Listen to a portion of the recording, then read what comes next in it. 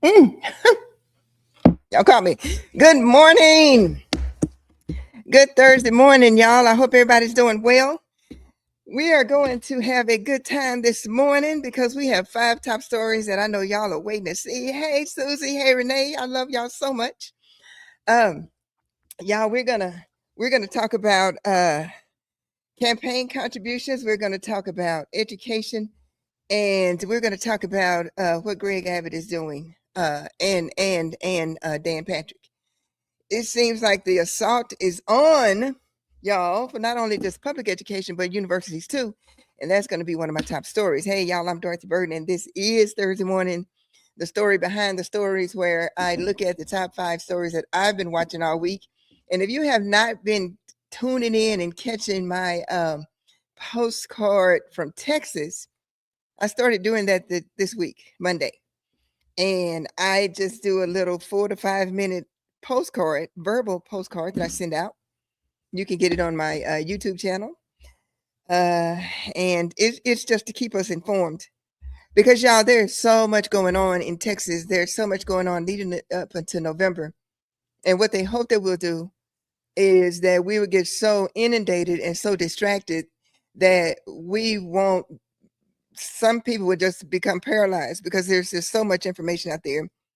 People don't know who to believe. They don't know where to turn to. And so that's why I do this every Thursday, take the time to do this. And that's why I take the time now to do the postcard every day, so that it's easier to get information bite size by bite size. And I know every one of us have our news sources. I have mine. I have a million of them, it seems.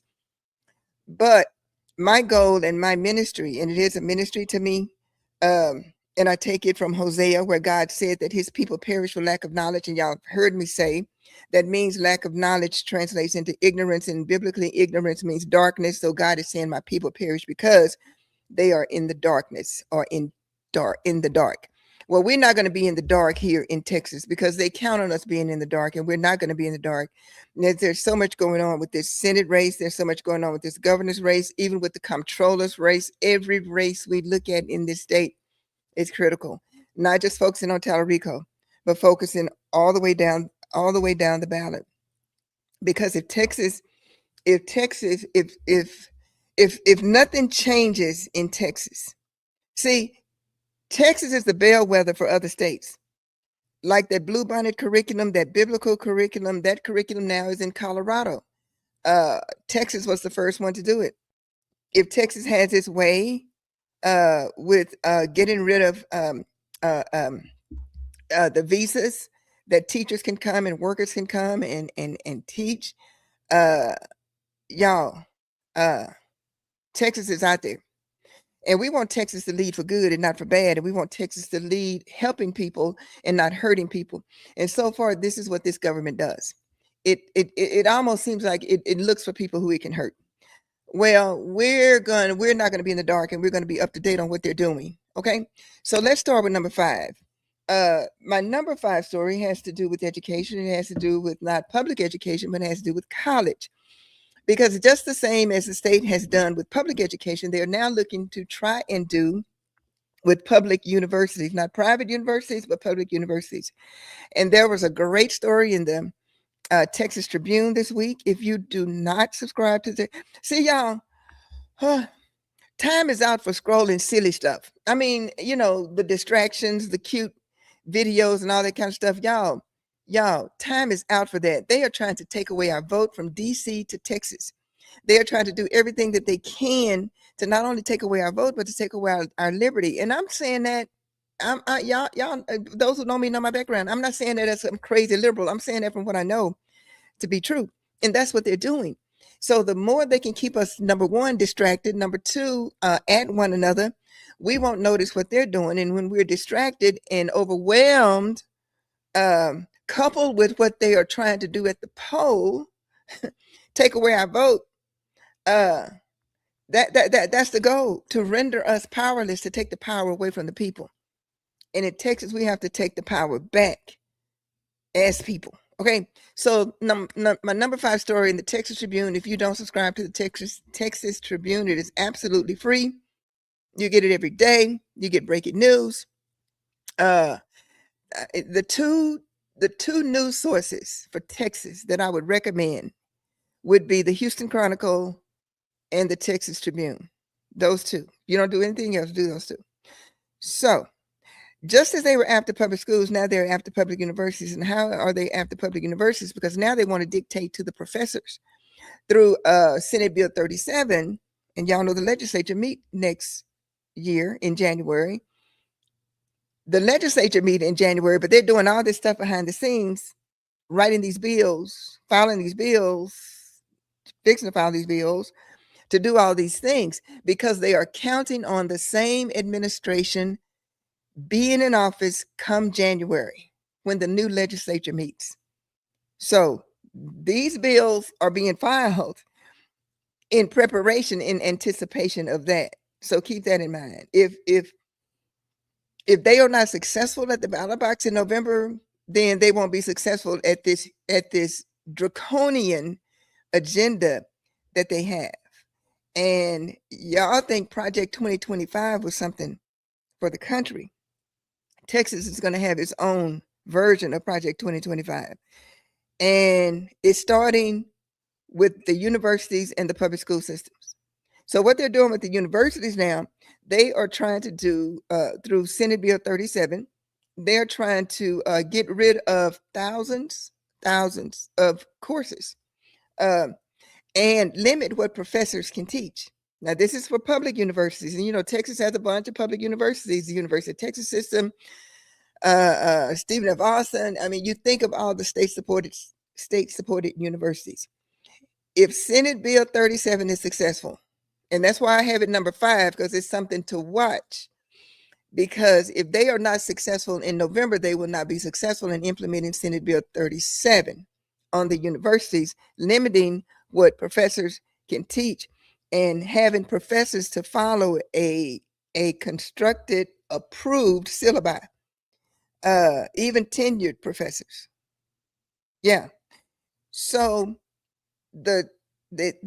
if they can limit what professors can teach, if they outline for the professors the syllabi, then, and if they have to approve certain lessons that can be taught about race, it goes back to 3 things, y'all. I don't know why they're hung up on this, but this is what they're hung up on. And this Senate Bill 37 centers on race, sexuality, gender, and current controversial issues to be taught in a, let me see how they put it, in a balanced way. And we know what balanced means when it comes to this draconian government. So if they're successful in that, they are already successful in dismantling the public schools and implementing this private school voucher in the public schools. Now they've moved to the universities. So what is the story behind the story? The story behind the story is power over ideas. And why do I say it's power over ideas? Because this is not just about universities, how efficient the universities are or how accountable the universities are. It's about who gets to decide what belongs in a college classroom, what faculty, what students, what administrators, regents. It goes through the litany of that.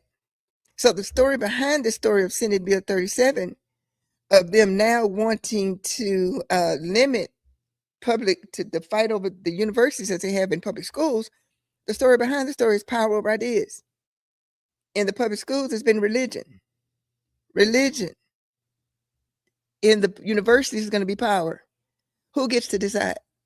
Who gets to decide? Does the professor get to decide, or does the state get to decide? So it's like Texas is not only trying to decide, y'all, trying to control what children learn in our public schools. It's now reaching into what adults are allowed to study. And that's the story behind the story of Senate Bill 37. So keep an eye on Senate Bill 37. It is moving. That's why I put it at number 5. Because if they are successful in November, they will be successful in upending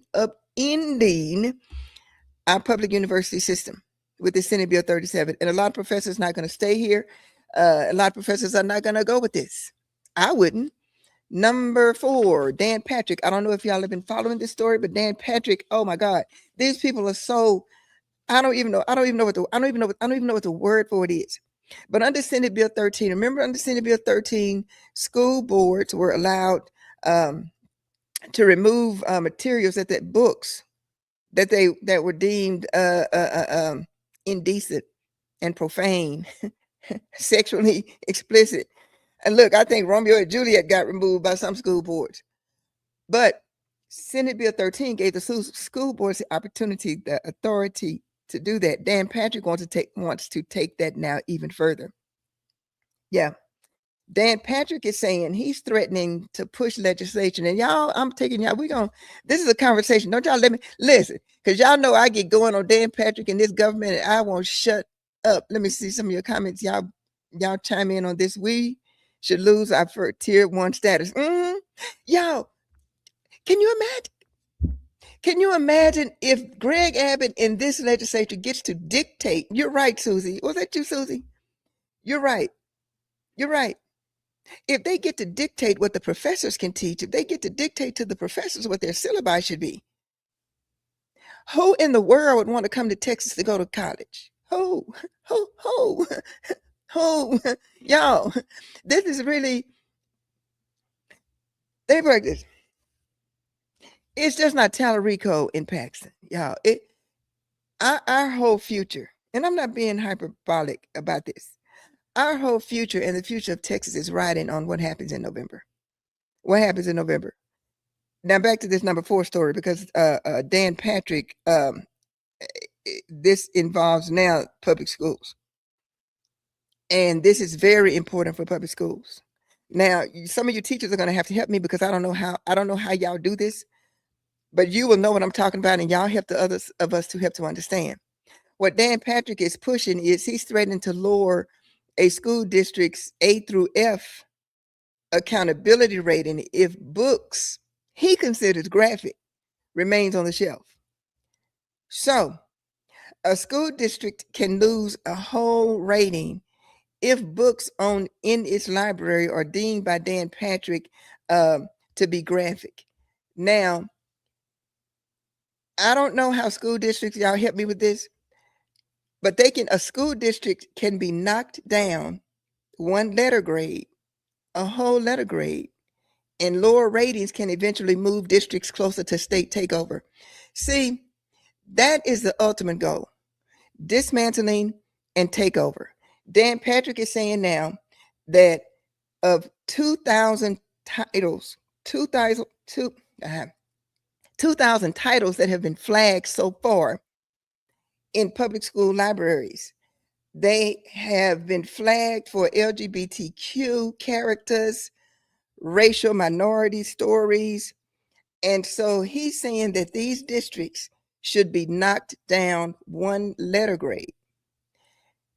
And the lower a school district goes in the letter grade, the more likely it will be taken over by the state, or the state will appoint its own board, like it has for Houston for the past 3 years.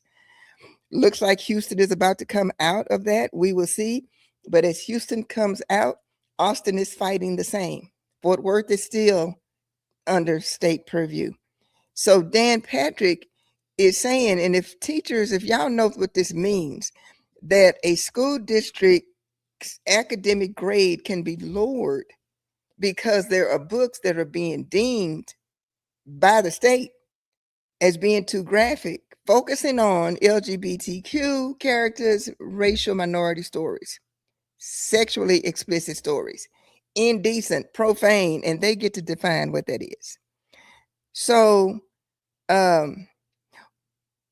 they gave the authority, if y'all remember, the big fight with the school boards. Y'all remember the fights at the school board level, where these right-wing people were coming in and shouting at school boards.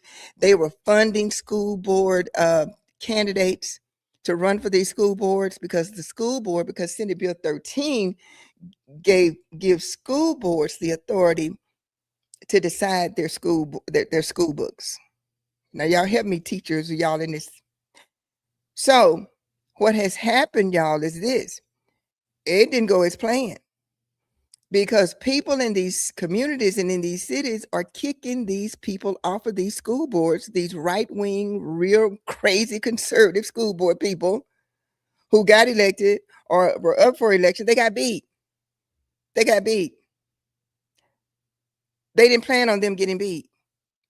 So now, since that didn't work out the way it was supposed to work out, y'all remember Patriot, the phone company people, these school board, conservative school board people were financed by these people, and they took over these local school boards. I know Granbury was one of them. Our friend Chris Tackett was a victim of that. And if you're new to Texas, y'all have no idea what I'm talking about, but most of y'all know what I'm talking about. So now that the school boards have been wrangled back from these right-wing crazy people, Dan Patrick is saying, now the state has to come in. So the state is going to come in, and I guess he's talking about overruling these school boards and flagging these books. He's already said 2,000 books have already been flagged for what he calls indecency, profane, sexually explicit material. So they're gonna Dan Patrick is proposing that if these books are found in these schools, that a school could lose its rating by 1 grade. I mean, come on now. There's no longer just y'all removing books. It's now attaching political compliance to school ratings. So if your school has books that the state deem indecent, profane, or sexually explicit, or crosses the line when it comes to racial minority stories, then Dan Patrick is proposing that the state can come in and knock down your school by a whole grade. Now, should a school district, and I'm asking y'all this, should a school district's academic grade be lowered because of what's sitting on a library shelf that the state has deemed indecent, profane, and sexually explicit, even though they have been approved by the school board? I'm asking y'all, because that's what Dan Patrick is proposing. They want to dumb down the masses. Yes, they do. Yes, they do. Yes, they do. Let's see. We got rid of them. Yeah. See, that's what happened, y'all. They counted on these people, and they were for a while taking over these school boards, the right wing people, crazies. But then local people said, and then they started running sensible people. That's why now, since the scheme worked over in where was it, at South Lake? Y'all remember James Whitfield? Y'all remember that? All that? He got caught up in that. Everything is punitive with this administration. Districts need to decide if being proud to be knocked down for academic freedom. Yes, Susie. Susie's a former teacher. No. The Color Purple is one of those books. What? See? That see, y'all, that's why we got to get in here. That's why we have to get in here and have these conversations and talk to one another, because we need to know what's going on. And if these people are successful, in doing this, my key, I'm an empty nester. Ain't nobody in my house but me. Okay? My husband at work, ain't nobody here but me. Our daughter is in LA, West Hollywood. She ain't moving back to Texas. So my concern is for the future. And those of us who are in our circle, in our community, we're concerned about these future kids. These young parents don't have time to look at all this stuff. They're trying to make a living. They're trying to raise their kids. And we can't depend on the churches, because the churches are right in here with a lot of this craziness. So it's going to be up to us, y'all, to inform people and help these young parents understand and to support our public schools. Because, y'all, if we don't support our public schools, where are the majority of kids going to go? They're not going to go to these private schools. The voucher, that $10,400, this almost made my list, y'all, because some of those parents gave those vouchers back. Yeah, I'm gonna be talking about that too. Not here because it didn't make the list. But they soon found out $10,400 don't go a whole long way when you look at the entirety of the school year. Y'all, that number 5 that I just did with the universities, and now with this number 4, what Dan Patrick is proposing to do, again, I want you to look into the Texas Tribune. I think the Texas Tribune did a story on this. I know the Houston Chronicle did a story. It's all over the news what this crazy Dan Patrick is trying to do. See, since these school boards got defeated, they thought they were okay. But since these school boards got defeated, now the state has to come in because they, and not only that, but to lower a school's whole grade, by a book that the state comes in and say, well, that's too indecent. So school, you're going to get knocked down from an A to a B. And if the school is a B, well, you're going to get knocked down from a B to a C. And eventually, well, your ratings are too low. So the state is going to have to come in and supplant your local board, put in our own board, and then there you go. And that's what's happening across the state. So yeah. So y'all, like I say, I'm not a teacher, but is that too harsh for a school district to lose an academic grade, to be lowered a whole grade? Excuse me. Because a book in the library may be found objectionable to Dan Patrick and these people? That's what he's proposing. So we'll keep an eye on it. Number 3, Ken Paxton, and we're going to get to the fun part. Ken Paxton has been named one of the most corrupt politicians of 2026. Now, with the caveat, I'm going to give this caveat. I get sent a whole lot of stuff. And the reason why this made number 3, because it's true. Even though the group that named him among the most corrupt politicians of 2026, I have to say this, the name of the group is END, Citizens United. END, Citizens United, although it identifies corruption in government and corruption among politicians, this group has backed Talarico. So I have to say that, even though it's a legitimate group, but in this race, it has endorsed Talarico. But the story is still useful because corruption has become a centerpiece of this race. Again, the Texas Tribune, I think it was today or maybe yesterday, laid out Paxton's controversies. And Paxton's controversies, y'all, is just not a woman. It's just not infidelity. I have 2 clips, and I decided to do this one clip because one clip shows his corruption, but it's put out by the Talarico campaign, and I decided against that. But what I am going to show you is a clip that was done by the National Republican Senatorial Committee that supported John Cornyn in the primary. Now, as I said, this group, END, Citizens United, keep an eye on these corrupt politicians. They are backing Talarico. So I have to put that caveat in there. But on the other hand, the Texas Tribune did a story that has laid out Paxton's controversies since he's been in office.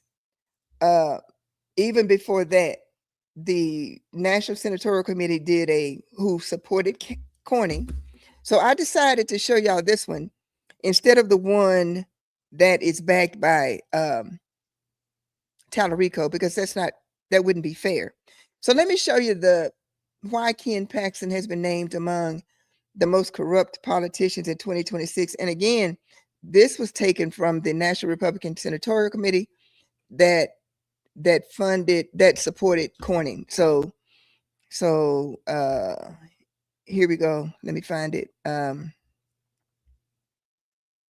Not that one. This one. So I want to introduce you to the real Ken Paxton.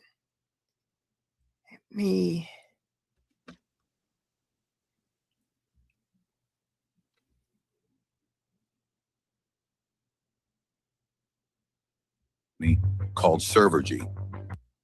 Ken Paxton's story is not about one scandal. It is about a pattern that began long before he became Texas Attorney General and continued after every warning sign. That pattern starts in 2011. While serving as a Texas state representative, Ken Paxton solicited investments in a technology company called Servergy. He persuaded fellow lawmakers and private investors to contribute more than $100,000 each. He did not disclose that he had not invested his own money. He did not disclose that he was being compensated with company stock. That conduct led to 3 felony indictments in 2015 for securities fraud and failure to register as an investment advisor. Ken Paxton was booked, released on bond, and photographed in a mugshot 7 months into his tenure as the state's top law enforcement officer. But the indictments did not stop his behavior. They simply became the backdrop. As those charges hung over him, another pattern quietly took shape. From 2015 to 2022, Ken Paxton secured mortgages on multiple properties in Austin, College Station, and Broken Bow, Oklahoma, repeatedly certifying the homes were not rentals, then listing them as rentals anyway. In Austin alone, he never occupied a property he claimed as a residence, submitted conflicting mortgage filings on another, and admitted to collecting rental income in violation of loan terms. In Oklahoma, a $1.28 million second home now operates as a luxury short-term rental. These are not allegations, they are public records. Falsely claiming residency or permitted use on mortgage documents is a federal offense. And while that conduct accumulated on paper, the criminal case never moved forward. Instead of facing trial, Paxton delayed the case for nearly 9 years through procedural maneuvering. The case changed venues, judges recused themselves, and the trial never reached a jury.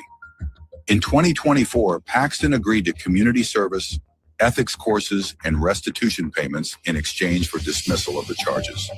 There was no acquittal. While that case lingered, another pattern emerged. In 2018, Paxton began an extramarital affair. The affair disrupted the Attorney General's office, affected staff operations, and required direct intervention by senior aides.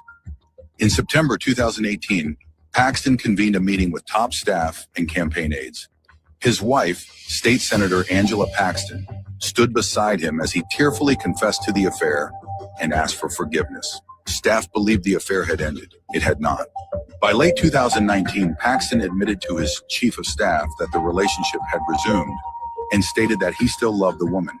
He demanded that staff accommodate his conduct, including changes involving security and travel. In 2020, the woman was hired by Austin real estate developer Nate Paul, a major Paxton donor, whose businesses were under investigation. Paxton personally recommended her for the job. Her relocation made it easier for Paxton to see her. At the same time, Paxton repeatedly intervened as Attorney General on Nate Paul's behalf. He pressured staff to release confidential law enforcement records. He ordered a legal opinion that halted foreclosure sales on Paul's properties in the middle of the night. He intervened in private litigation to pressure settlements favorable to Paul. He authorized a special prosecutor to investigate Paul's perceived enemies, including law enforcement officials. Witnesses testified that Paxton's conduct was unprecedented, improper, and driven by personal interests. In September 2020, 8 of Paxton's most senior deputies reported him to the FBI for bribery and abuse of office. They were all conservatives. They were all hired by Paxton himself. They testified that the Attorney General's office had been hijacked to serve one individual. Paxton retaliated. Within weeks, every whistleblower was fired or forced out. Rather than defend his actions in court, Paxton negotiated a settlement and demanded Texas taxpayers pay it. That demand triggered an investigation by the Texas House.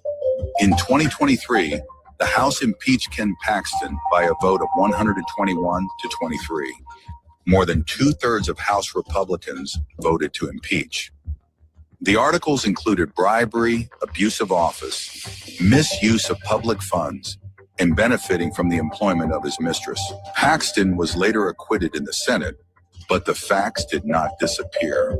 In 2025, a judge ruled that Paxton's office violated the Texas Whistleblower Act and ordered more than $6 million in damages paid to the fired aides. Then, even after impeachment, the pattern continued.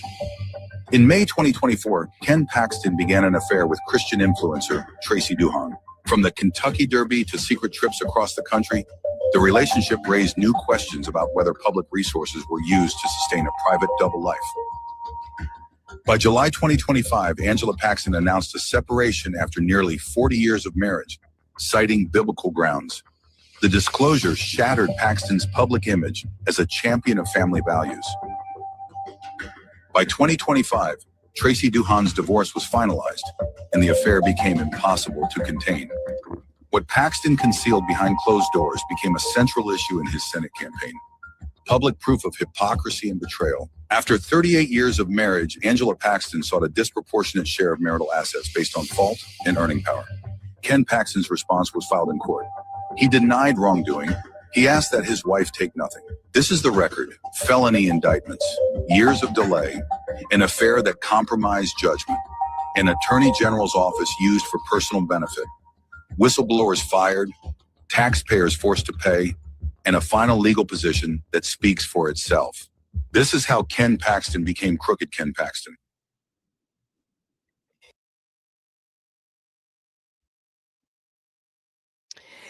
So y'all, that as I said, that particular that was produced by the by the Republican, the National Republican Senatorial Committee. That was not produced by Talarico, and that is the basis for him being named one of the most corrupt politicians of 2026. And again, I have to say that that group that named him that, the End Citizens United, has now endorsed Talarico. When Paxton was acquitted in the Senate, you have to know, those of us who are in Texas, those of us who are not in Texas, the Senate is presided over by the Lieutenant Governor. The Lieutenant Governor is Dan Patrick. Okay.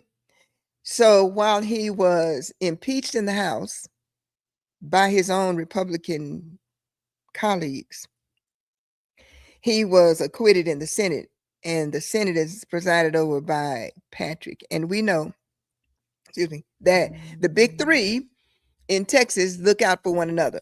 That's Greg Abbott, Dan Patrick, and Ken Paxton. So it was a no-brainer that he would be acquitted in the Senate. Now, as taxpayers in Texas, we were on the line for that $6.6 million. We paid that $6.6 million whistleblower settlement because the courts found for the employees that Paxton fired, the whistleblowers. So we paid that $6.6 million. And before Paxton got the nomination for, I'm just giving you a background of why this organization named him among the most corrupt politicians. The facts back it up. And before he won the primary against Corning, he had said, as you heard on the video, he wasn't giving Angela Paxton nothing. But when he won, and see, their divorce was coming up in June. So when he won the primary in May, all of that got jerked off the docket.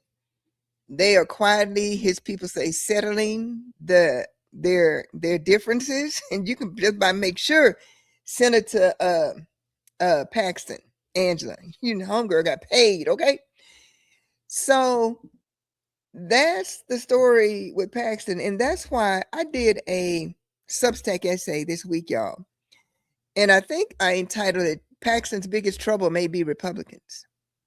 Because the Republicans have nothing to stand on when it comes to Paxton. They cannot run on family values. They can't do that.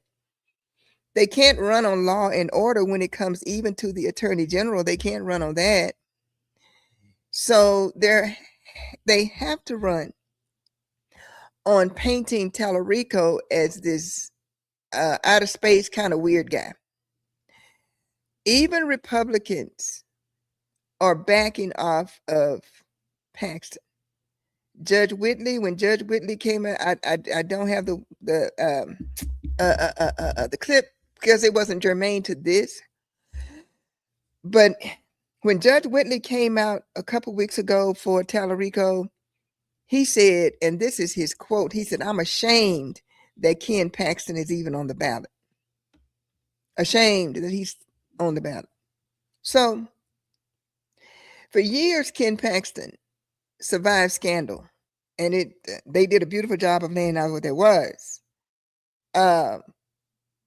because voters treated it like it was old news. But the question now is whether old news becomes new vulnerability in this Senate race. And for a lot of Republicans who once stood on law and order, who once stood on marriage and family, who once stood on family values, who once stood on biblical values, are saying that none of that matters now. None of it matters. So my question to you, at what point does a long extended record of controversy stop being just background noise and start becoming the central question in this campaign?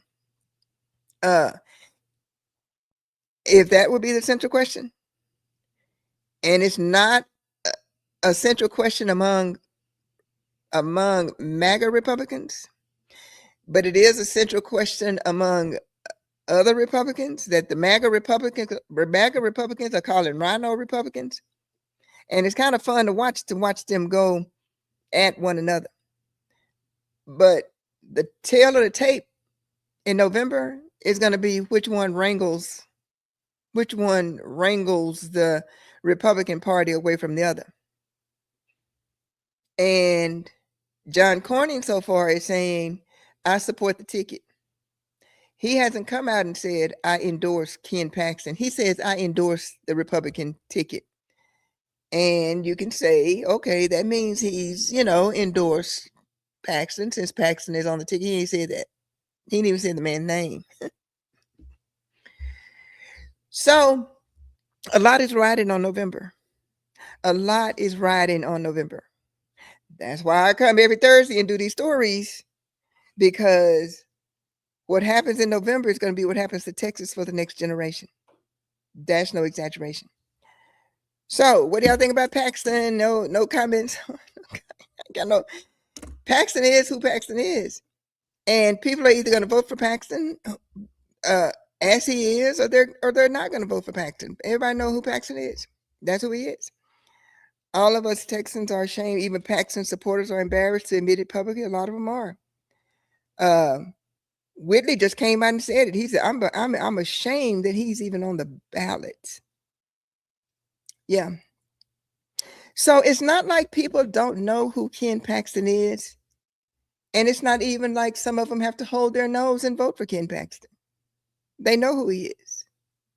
And if you read some of my comments on Facebook, y'all, I may read your comments. I don't respond because I'm not there for that. But it don't matter to a whole bunch of people. So we'll see what they do. And the Republicans right now in Texas are in flux. The Republicans right now in Texas are, nothing like the Republican Party that had been, because the stability isn't there, and they are at one another. So let them, the only thing is that, what's that African proverb that says when two elephants fight, it's the grass that suffers. So as the Republicans are fighting one another, it's going to be their people who suffers, and then eventually the entire state. So that's going to be interesting to watch. He is who he is. They know who he is. So we'll see. State legislators are quick to label a book corrupt and offensive, yet unwilling to be held accountable for the fact that their prejudices haven't disappeared. Nope. Please spare the bias, hypocrisy. And that's exactly what it is. That's exactly what it is, but they don't care. Number 2, Greg Abbott and Don Huffines. Now, y'all remember Greg Abbott, and we talked about this on a Thursday, when Greg Abbott appointed Don Huffines to comptroller. And see, I'll go back to this. I'll say it again. For those of you who don't know, and most of you know, because if you watch me, you're not going to be, you're going to know. You're going to know how Texas works, okay? So when he appointed Don Huffines to comptroller, the office of comptroller doesn't get a whole lot of attention. It hadn't over the past years because it just didn't. But the comptroller is like the CFO of the state. is like the CFO of the state, the chief financial officer. The comptroller's office decides where over or close to $400 billion go. The comptroller tells the legislature how much money it has to spend. So Greg Abbott did something that was unprecedented in appointing Don Huffines, who is the Republican nominee for comptroller, to interim comptroller until the November elections. And I hope I made that make sense. Why did he do that? And we talked about that before. Because you to have the power, you have to control the politics and you have to control the purse strings. Politics plus the purse strings equals power. They have the politics because the Republicans are the majority. They rule in Texas and have for the past 3 decades. But the comptroller's office, the purse strings are key. So when he appointed Huffines to that office, whether Huffines wins or not, and it's ancillary that, Huffines is the owner of the Epstein Ranch that's now, under investigation. New Mexico is fighting with the Justice Department over being able to go and investigate that ranch. In the meantime, Huffines is turning it into a Christian retreat. That's how these people are. They hide everything. They hide everything behind their religion. Anyway, so with him appointing Huffines, and like I said, Huffines ran for governor against Abbott. But in Texas, but in politics, the enemy is my friend. So when the comptroller, who was the comptroller, didn't win, he stepped down. He didn't win. He went to be a regent over one of the university systems. What Abbott should have done, that the guy should have stayed until November. But see, they play these games, y'all. So the guy stepped down so Abbott could appoint. So Abbott appointed Huffines. Huffines has already said, and I always put it up, he's always says he wants to doge Texas. That's his role. Little bitty short guy. And he's saying, oh, I'm not going to take a salary. He don't need to take a salary. He's filthy rich. Y'all, when it gets to this level of politics and money and gamesmanship, just like it is in D.C., it's not a matter of money with these people. They have the money. It's power. They don't care about the money. So when they tell you, and when Donald Trump says, oh, I don't even take a salary, and Huffines say, I'm not looking for a salary, it's not about, when they get with these men, with these kind of men, it's not about the money, it's about the power. It's about the power. So this brings me to my number 2 story. Abbott and Huffines. Abbott wants to audit, and here we go, y'all. I'm not making this stuff up when I say it's an assault on our public school system. So Greg Abbott has told his friend, who he's appointed to comptroller, to audit school districts. Huffines already came in with a list. And I got that video out there somewhere. He already came in with a list because he says he wants to doge Texas. So he is going after local governments. He's going after the Department of Transportation. He's going after school districts. So city councils, county governments, y'all already are stretched to the limit when it comes to the amount of money that you have. And as a matter of fact, Dallas is way short. San Antonio too. Austin too. So just imagine the comptroller, just imagine all of the grants, the state grants, the state money, city leaders and county leaders that you have coming in from the state of Texas. Huffines is auditing every contract, every grant, every dime and dollar that goes to local governments. Abbott, my number 2 story, has asked him to do the same with school districts, to look at where the bloat is. Well, he asked him specifically to look at 4 school districts, El Paso being one, and Austin. Now, they are after Austin. Austin is this close to being taken over by the state, and I believe they will be. So he is saying, I want to make sure, Abbott to Huffines, that school districts are spending at least 70% of their funds in the classroom. And he wants to know where this money is coming. Okay, so the state audited TEA, the Texas Education, is a Texas Education Agency. The Texas Education Agency has 1 manager for every 3.5 staffers, while state law requires that 1 manager should be for every 11 staffers. So this is coming from the Houston Chronicle. So Abbott told Huffines, I want you to look at the bloat in these school districts, and I want you to make sure that they are spending their money where they're supposed to spend their money, with at least 70% being spent in the classroom. Well, when they did the state audit of TEA, they found that TEA was the one that was bloated. So the story behind the story is not so much that TEA was bloated, but the story behind the story is a matter of selective accountability. Selective accountability. See, you want to hold the school districts hostage, but then your own TEA is bloated. So local districts, local school districts are being targeted for bloat, while the state agency overseeing them itself is management heavy. So in Texas, accountability often seems to flow downhill. The districts get audited, but the state gets to set the terms. So who gets scrutinized in Texas? And who gets to do the scrutinizing? Y'all, everything hinges on this election in November.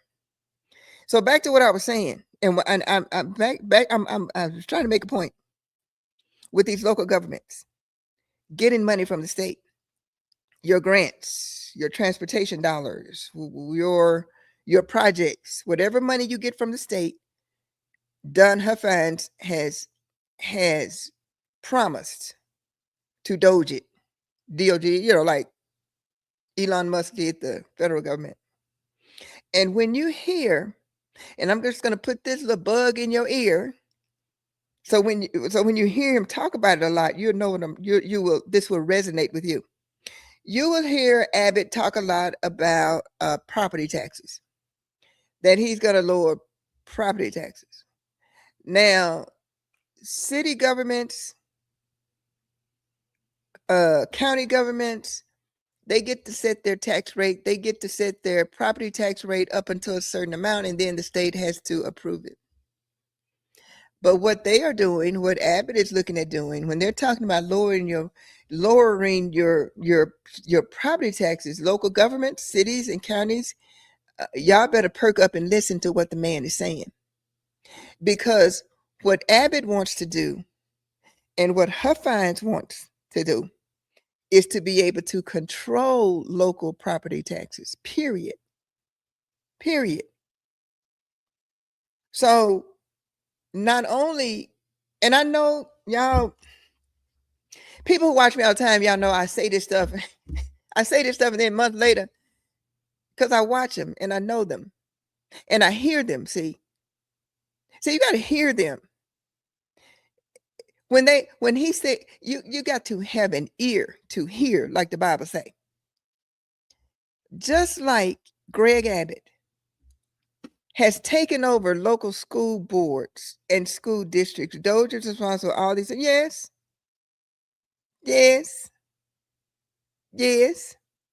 Let me get back to what I was saying, because I want you to understand what he's talking about. When Greg Abbott talks about lowering property taxes, keep in mind that it's local governments, cities and counties that set the property tax rate for their jurisdictions, for their city, for the county. I did it as a city council person 4 terms, so I know what I'm talking about. Oh, and I was, chairman of the Central Appraisal District Board, so I have an ear that hears. So when Abbott talks about this year as part of the campaign, and I want you to hear me good, when he talks about lowering property taxes, Just like they have taken over school districts and have put so many restrictions on school boards, they are now looking at doing the same with local governments, city councils, commissioners' courts. I hope you hear what I'm saying. This government, and I know it sounds outrageous, and I'm not being hyperbolic. Abbott, Patrick, and the guy that's what's his name? Susie knows his name. What's the guy's name that's running for attorney general? He's worse than Paxton. So if these four, including Huffines, if Huffines wins, remember Huffines is the Republican nominee, but he's in office now doing all of these things, because whether he wins or not in November, he has until January to do a whole lot of damage. Remember, he got appointed in July. So from July to January, Don Huffines has the run of the state budget. Yes. And he has already said what he's going to do. So when you hear Greg Abbott talking about local property taxes, they're going to lower your property taxes, local property taxes. Just know what he and Huffines are planning. Just know what he's talking about. That is going to be more state control and state oversight over county commissioners and over city councils, local governments, just like they have done with school boards, with local school boards. Now they are moving to universities, cities, and counties. That's what that means. So that's why it made such a high, that's why it made number 2 on my list, because I want you to, although it's talking about the TEA and, investigating, auditing school districts, I just want you to know where Huffines is headed with this. And he has had a really strong start. And if he wins, it is going to be a very different Texas. Yes. So that's why that made number 2, because it's about selective accountability. And Huffines and Abbott together, they scheming. School boards. So cities and counties, while y'all been looking at what the school boards have been going through and what these school districts have been going through, your time is coming. Your time is coming, because you're not going to be able to set your own property tax rate. Abbott wants to take that over from the state. How about that? So, and Huffines is going to say, when he audits these cities, and when he's especially going to go after urban districts, urban areas, especially Houston. Abbott wants Houston so bad, it's not funny. Remember last year, those of you who were with me last year, remember Abbott said he was going to use, and at the time he had $100 million, sitting on $100 million. He said that he was going to spend however much he needed to spend to turn Harris County not just red, but blood red. Do y'all remember that? That's their goal. Yeah, that is their goal. The greed and power grabbing here. So it's exhausting. These people are pursuing stuff you can't take with you when you die. They don't care about that. They don't think that you're right, but they don't care. And they never quit. That's why we're here on Thursday. That's why the Lord has me doing what I'm doing. That's why he had me being Republican for 40 some years and being elected official and go to Dallas Theological Seminary. Yeah, I needed to know what I was talking about. And I know what I'm talking about. Okay. I ain't beholden to nobody but him. Okay. So the number 1 story, y'all, is fire. Y'all say, it's follow the money. We fixing to look at where the money's coming from. And I got a minute to do it. No. I forgot I was late. I'm trying to keep this under an hour, y'all. So it's 11:59. I think I started about 10:06. So I'm fixing to tell y'all where this money coming from. This is why they took over school. Yes, that's why they took over the school district. They want to take cities over. Yes, they do. Not only cities, but counties. So when you hear him say, we're going to lower your property taxes, what Greg Abbott is really saying is we are going to do what we did with school districts. We're going to take over cities and counties. We are going to set your local. We are going to set your local property tax rate. That's what they're talking about, especially in the urban areas. Houston, Dallas, San Antonio, Austin, Fort Worth, Tarrant County, all that. Y'all, all of this so much hinges, y'all. I'm telling you. So much hinges on November.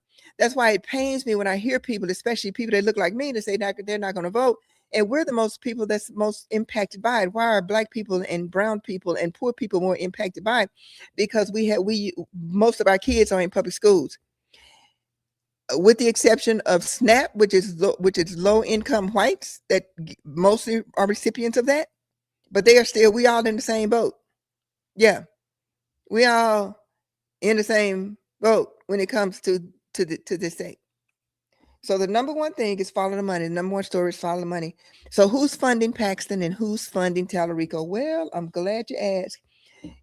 I'm gonna do a gift article from the Houston Chronicle, because this is who has the skinny. If you're in Houston, and if you subscribe to the Houston Chronicle got it all. So we're gonna start with this one. We're gonna start with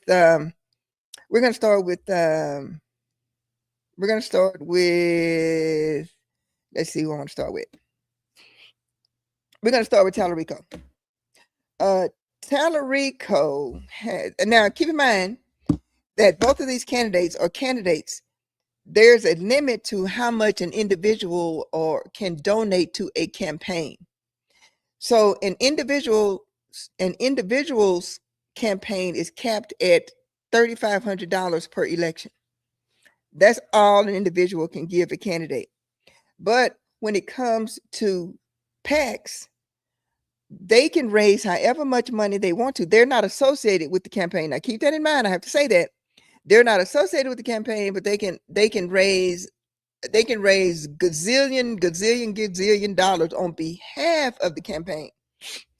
But they're not associated with the campaign. I want to say that because Talarico's Lone Star Rising PAC is raising money like crazy.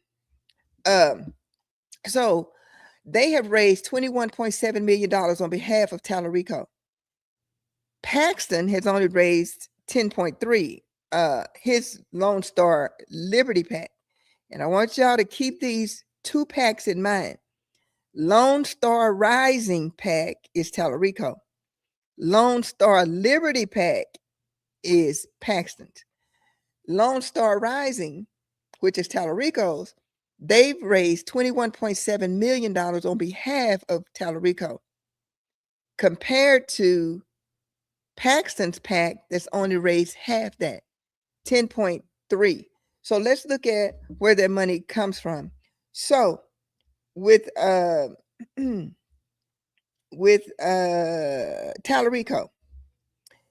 tell you who these people are, so you'll know who these people are.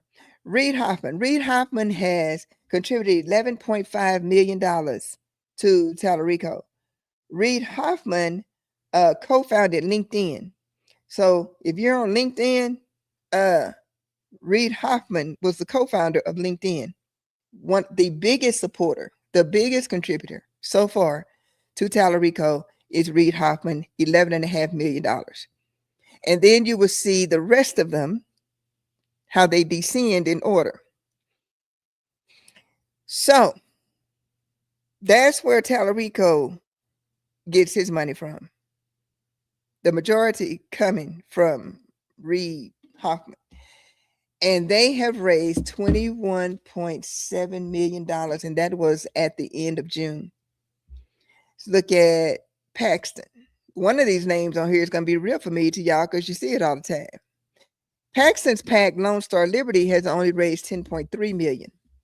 Douglas Scharbauer is a West Texas billionaire oil man, and so far he has contributed $1.2 million to Paxton. Now we know that Paxton's money is principally going to come in Texas anyway, from West Texas oil billionaires, and we know it's going to come from West Texas. So far, though, the ones that you think would be given the millions, they are not. Who you don't see on this list, and I know it's surprising to some of you, you don't see Tim Dunn on there. You don't see the Wilkes brothers on there. so far. But look at number 4. Y'all see Thomas J. Henry law firm commercials all over TV. Well, Thomas J. Henry is one of the biggest contributors to Dan Paxton. Yeah. So Ken Paxton, Ken Paxton has raised 10.3 million, and Thomas J. Henry is one of the biggest contributors to Ken Paxton. So Lone Star Liberty has raised 10.3, Talarico's 21, and when you hear Paxton talking about, oh, this money is coming from out of state, this money is coming, well, his money is coming from out of state too, through these PACs, through dark money. So the another source that I want y'all to talk, another source that I want you to, another source that I recommend with the Texas Tribune and with the Houston Chronicle is Notus, Notus, the News of the United States. The News of the United States is probably it, and Ground News are my two major resources. Ground News, and I'm not paid by any of these people, but Notice and Ground News are very good resources. And for Texas, the Texas Tribune and the Houston Chronicle. And like I said, I'm going to gift this article from the Houston Chronicle. I'm going to put it on my Facebook page because it is a very lengthy article. And I just took from it the major donors and where this money is coming from. But Talarico is cleaning up. And let me say something about Talarico. Now, y'all know I like Talarico. Y'all know I do. Talarico has raised a total of $70 million.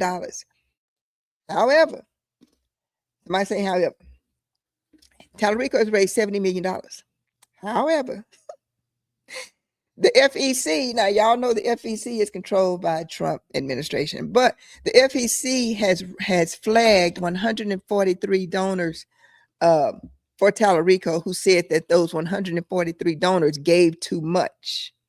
They exceeded the legal limit. Talarico's campaign, people are so throwing money at this campaign is crazy.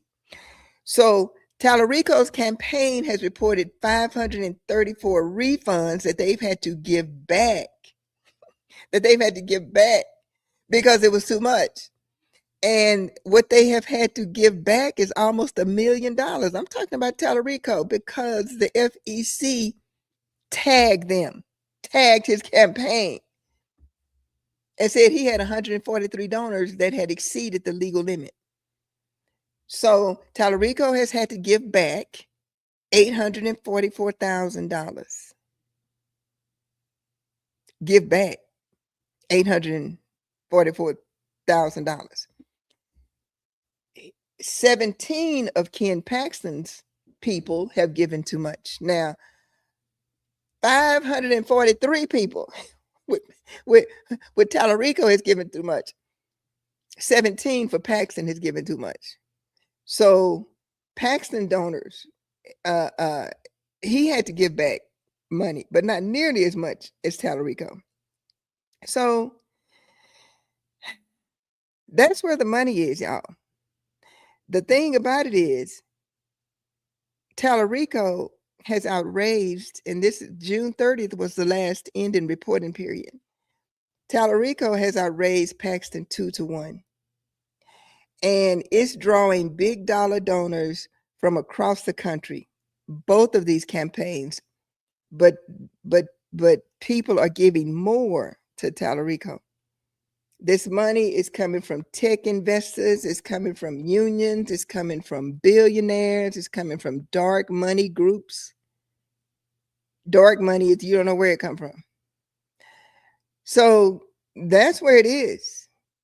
Talarico ain't got no shortage of money. When you have 534 contributions that you have to give back, you ain't hurting for no money. So I'm going to, so I'm going to shut up and hear from y'all because I'm done. I said I'm going to hold this to an hour. But y'all, that's what's happening in Texas. All the way from the universities that they want to control now, what the professors can teach, to Dan Patrick want to lower public school grades if a book is found in a library that's deemed to be indecent, profane, or sexually explicit. And then Ken Paxton named one of the most corrupt politicians, and y'all just saw the evidence presented by his own folk. That was a Republican-produced reel. Abbott going after schools, wanting Huffines to go after schools, and attached to that is the same thing. Local governments, they're going to be coming after local governments because they want to control how much local governments can set their own property tax rate. And then follow the money. That's it, y'all. That's all I got for today. I'm gonna put that article on. And I hope that you are more informed from this hour than you were before. That's my goal. Down ballot is being helped by Talarico. Yes, it is. Yes. But Gina, ain't nobody raising money like Talarico. Listen, y'all, when y'all got to give back, almost $1 million. People just throwing money at this boy. This is why they took over the school district. Yes, they want to take cities over now. Yes, they do. Cities and counties. That's the code language that Greg Abbott is talking about. So when Greg Abbott is talking about lowering property tax ratings, that's the scheme that he and Huffines and Dan Patrick are talking about. Cities and counties, get ready, because what you've seen happen with local school districts, they are coming after y'all next. I guarantee you. That's what they're going to do. All right. I think that's all the comments I see. Y'all, thank y'all for joining me every Thursday on the story behind the stories. And if the Lord say the same, I will see y'all next week. And I am going to put that Houston Chronicle article on Facebook, because it is very involved, and you will be able to see for yourself and following the money. And just remember, when y'all see those Thomas J. Henry commercials, yeah, he's a Ken Paxton boy. Okay, if the Lord say the same, I will see y'all next Thursday. Talk to you soon. Bye-bye.